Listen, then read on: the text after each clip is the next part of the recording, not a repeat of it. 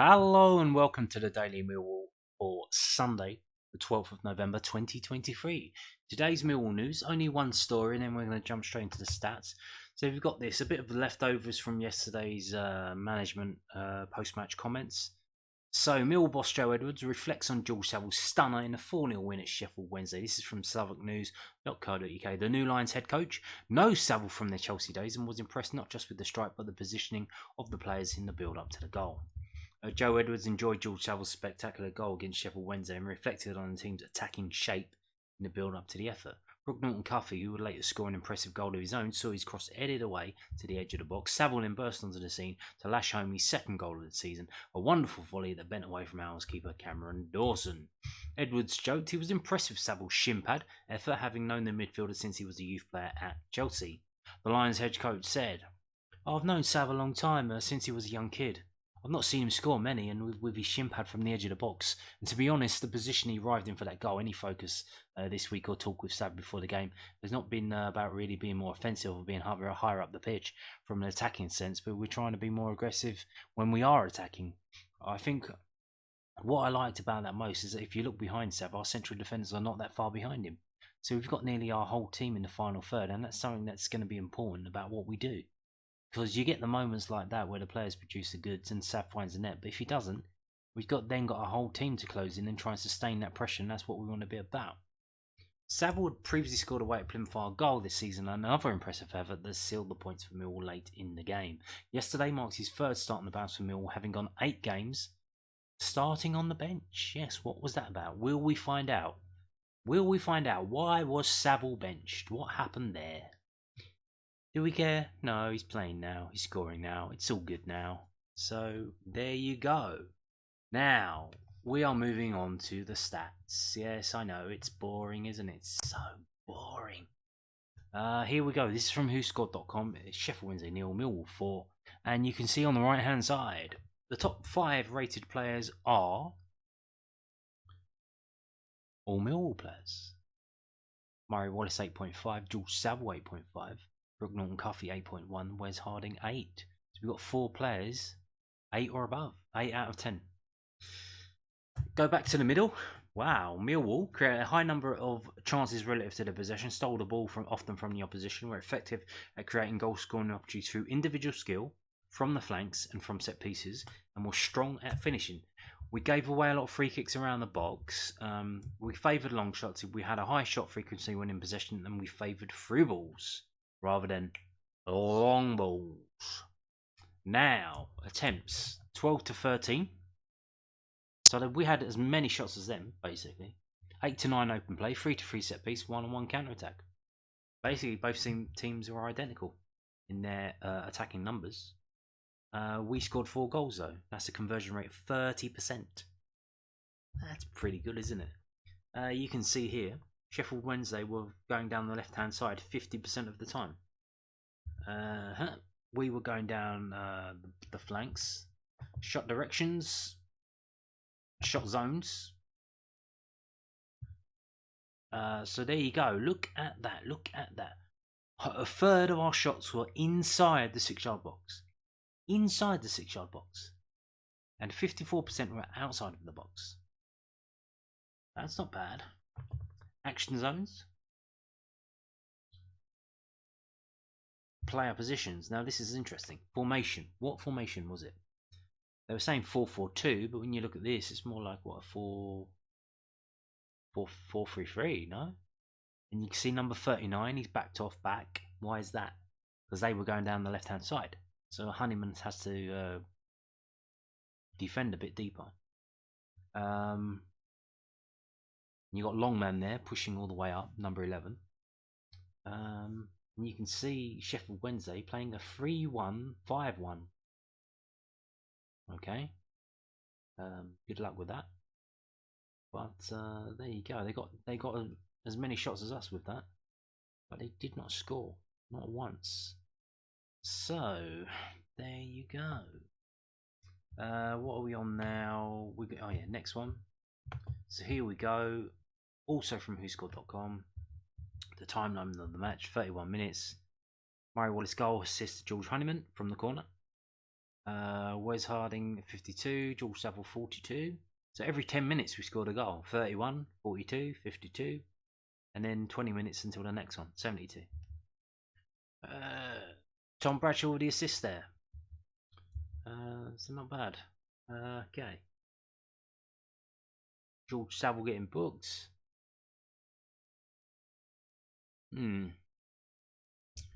There you go. If you look at the top left and right by the club badges, you can see the average player rating for each team is 6.03 for Sheffield Wednesday, 7.24 for Millwall.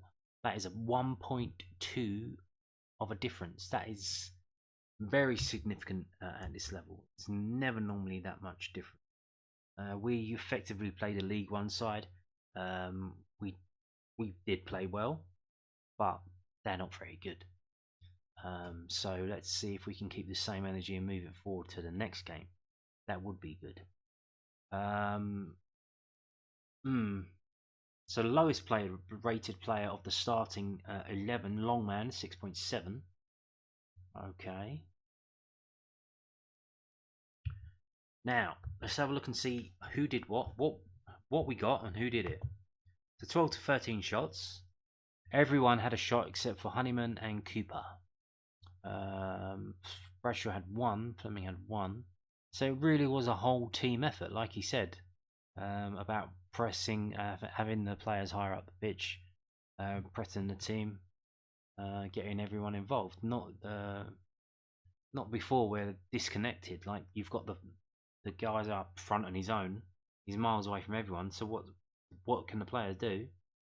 They just lump it forward. Like what else can they do? There you go. So Harding had 2 shots. He scored both of them. Wallace had 2 shots. He scored. Oh no, he scored 1 of them. Sorry. And Wallace had 2. He scored 1. Okay. Possession 58 to 41. So Denor 6.5% of the match time was with him. Cool. Pass success percentage 87 to 79. A lot higher for us. A lot higher. Everyone is in the 80s more or less. This is, so you can see, this is the difference here. This is the difference. This normally it's the 2 central midfielders or one of the defenders that has this higher pass success percentage. It's literally the whole team except for Fleming and obviously the goalkeeper. Damn. That's something, isn't it? That is something. Dribbles 4 to 10. Essay with 4 coming off the bench. So you assume that he was told to do that. I guess, maybe. Aerials 1, 16 to 11. So we didn't win that many aerials. So Cooper with 5, Wallace with 3. Tackles tie 21-21. Bally Bannon with 6. A Honeyman with 4. Obviously, like I said, they were coming down that side for 50% of the time. Corners 8 to 4. And dispossessed, having the ball taken off of you, 11 to 10. Okay, so now we move on to this. Basically the same thing that we've just seen, but a little bit more. So touches of the ball. Oh, that's the wrong team. Let's get the right team. Right, touches of the ball. Denor 72, Mario 64, Norton Cuffy 61, even though he went off on the 83rd minute. Jake Cooper 58, Saville 57. So even though he went off on the 75th minute. Rating wise, here you go. All 4 goal scorers, top 4. Mario Wallace, George Saville, Brooke Norton Cuffy, Wes Harding. So we've got 4 players in 8 out of 10 territory. And then 7.5 above, we've got another 3. So that's not bad, is it? You've got Honeyman there in 5th, despite only playing 67 minutes. And what else can we see? So, and again, as it should be, based on time on the pitch, all of the subs are the lowest rated players. That's how it should be. Because how can they get a higher rating than the players that are on the pitch? Unless they do something spectacular like score a goal. But 7.14 for Bar. That's not bad. So how many players do we have? Just the one on the start 11 under 7. Damn. That is cool, isn't it? So shots and shots on target. So we had, what was it, 13 shots? So how many were actually on target? 2, 3, 4, 5, 6. This is the half and half and half rule. 13 shots. Or was it 12? I don't know. 13, whatever, I'm guessing. 6 on target, 4 goals. So that's when you go through these stats, as I've been doing every Sunday or after every game. Pattern of rule when a team is playing well is the half, half, half. However many shots you have, half of them should be on target, and half of them should be goals. And this is what we've got here. We've overperformed. Because we've got the 13 or whatever it is, then 6 on target, and then 4 goals. It should have been 3. It should have been 12, 6, 3. That's it. That's exactly it. This is the quality. This is a winning team. If you can do that, if you can get a few shots away, however many you get, half of them to be on target and half of those to be goals. So it's difficult so if you only have 1 shot on target, how can you have half of that being a goal? Obviously you can't. You have to overperform it. It needs to be a goal. But if you have 2, you have 2 shots on target, 1 of them is a goal, you days. Especially if you can keep a clean sheet. So moving on, offensive. What are we looking at? Offside? Was anyone offside? No one was offside. Defense. Who did what? Just waiting for it to load. Total tackles. Honeyman with 4, Murray Wallace 3, and a whole host of other players. Interceptions.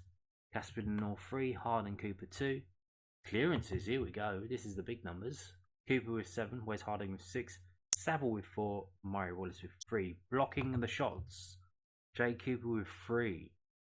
Tom Bradshaw there getting back, 1 block shot. Passing wise, cool.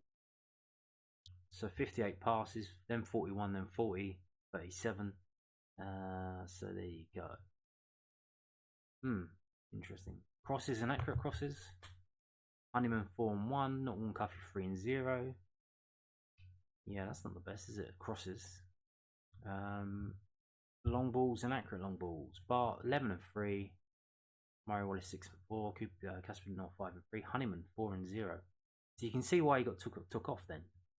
He was doing a lot defensively, but I mean, coming forward, 4 crosses, only 1 of them was accurate. 4 long balls, none of which were accurate. So you can see, okay, let's take this guy off. Although he did get the assist from the corner, so that explains his high score. Now, moving on to this from fbref.com. It is blinding amount of stats that will make your head dizzy. Basically, the main one is at the top, XG. We massively overperformed our XG, which suggests that Sheffield Wednesday shit, especially their keeper. And they said on the commentary, which I was listening to live, that a lot of the fans at halftime said they don't want this keeper in goal, they wanted the other keeper in goal. So that might be a thing. 1.3 to 1.5. So to get 4 goals off of 1.5 XG suggests that the other goalkeeper is dog shit. So here you go. Some of which we've already seen. Fouls 13 to 8, corners 8 to 4, crosses 26 to 12, touches 657 to 521, interceptions 6 to 7, aerials 115 to 11, clearances 19 to 30. So we did have a lot of defending to do, 30 clearances. Offsides 2 for them, goal kicks 6 to 5, throw-ins 20 to 25, and 44 to 55 long balls. This is their team. If we look at the goalkeeper, and you can see here now, so 6 shots on target against, 4 goals, 2 saves. He only saved a third of the shots that were on target against him. Post-shot XG of 2.5, so you can see there. He had 4 long balls, 4 long goal kicks, 0 of which found the Sheffield Wednesday player. He had 31 passes, 7 throws. He launched 10% of his passes, so they were long balls. The average length of his passing was 20.8. So maybe he's been told to like play out from the back, and he can't really do. Maybe it's like the George Long of Sheffield Wednesday. Maybe he's in the team because he can play out from the back, but he's not a very good goalkeeper. I don't know. So crosses. There you go. So that's how shit their goalkeeper was. Now here we go. Here, what are we looking at? I don't know. So shots on target per player. Wes Harding 2 shots, 2 shots on target. Longman 2 and 0.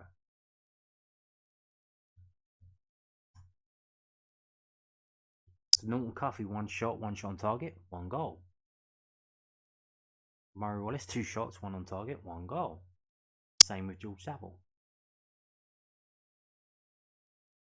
So there you go. What else are we looking for? Can we see anything different? I don't know.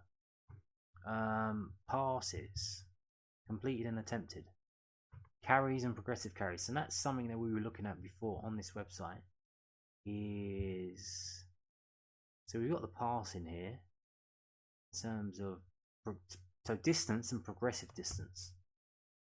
So are you passing sideways and backwards, or are you passing forwards? Progressive distance, reminder, if we sit on that, you can see it there, going towards the opponent's goal.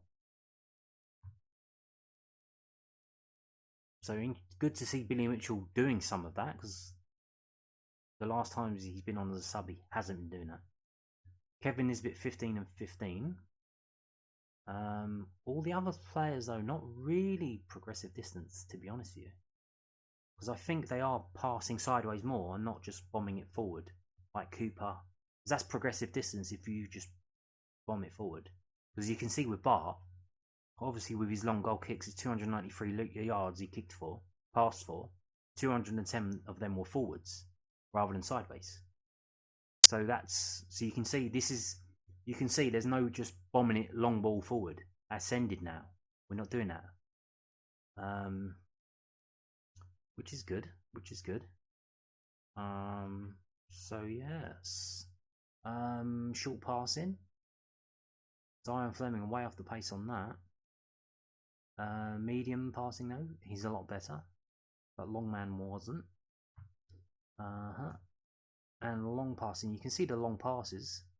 Attempted 56, completed 23. So not many long passing, to be honest with you. And they weren't really working out anyway. You can see like George Honeyman was doing that. I think that may very well include his corners, I'm not too sure. But 16.7%, so you tried 6 of them and only 1 was completed. Cool. So what else are we looking at? Pass types. No. Defensive actions. Okay. Cool. Shots blocked 6, and these are the players who blocked them. Possession wise. Touches and where those touches were. How many touches do we have in the attacking penalty area? 17. Take-ons. Number of attempts to take on defenders while dribbling. And how did that work out? So Bradshaw twice, got tackled both times. Kevin Nisbet once, did pretty well. Zion Fleming again. Edomu Maku. No, didn't work for him. 3 times, got tackled each time. Romain Esse, a lot better. 4 and 3. 75%. Got tackled on one of them. Brooke Norton Cuffy, 5 and 2. So, there you go.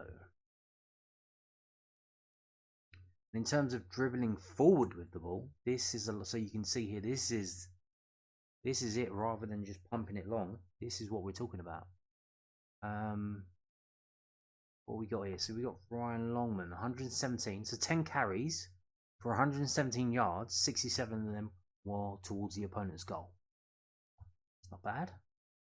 And then you've got Sia Marku, same. George Honeyman, 77.65. Not bad. But that was off of 13 carries, so per carry, bit low. Miscellaneous stats. What's that? Aerial duels. Here we go. Tom Bradshaw, target man. Lost all 5 of his aerial duels. Okay. Well, that's not good. Maku lost 1 of his 1. SA lost his 1. And then you've got Jake Cooper 5 and 4. Now, let's have a look at Bart. What did Bart do? Shots on target against 2. Goals 0. Saves 2. 100%. Not bad. Only 2 of those. They had the same amount of shots as we had.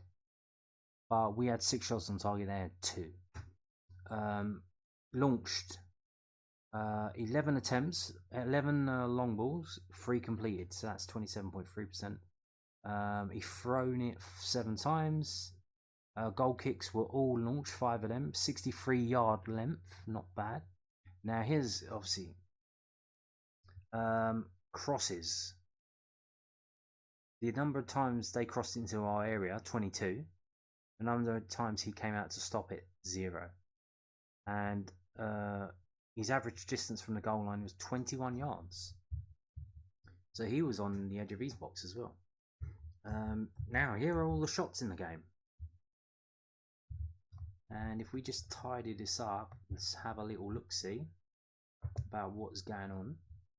These are just Millwall's ones. So shot creating action, that's the assist. Shot creating action 2 is the assist before the assist, if you understand. So it tries to go a bit more deeper into who did what. So you can see here, so long man from 32 yards out, right foot, that was blocked. Murray Wallace from 5 yards out, header, lovely jubbly, goal scored. Wes Harding from 6 yards out, saved.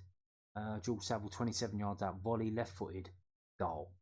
Ryan Longman off target from 9 yards with his head. And Tom Bradshaw got saved 5 yards out. And then immediately afterwards, Wes Harding scored that from 6 yards out. Casper Denor from 27 yards out, blocked. George Saville from 24 yards out, trying to do it again. No, it was off target. Norton Cuffey scoring from 11 yards out with his right foot. And then right at the end of the game, Kevin Nisbet off target from 22. So we're further back now. We're not trying to get into the area. 22 yards out, 29 yards out, and 29 yards out. And if we go to the other side, is there anything that we can see? So what the names that are popping up in this? Norton Cuffey a few times. George Honeyman a few times, Murray Wallace a few times. Not bad, Murray Wallace getting further forward and doing something, yeah? So there you go, and on that note, thank you for watching and goodbye.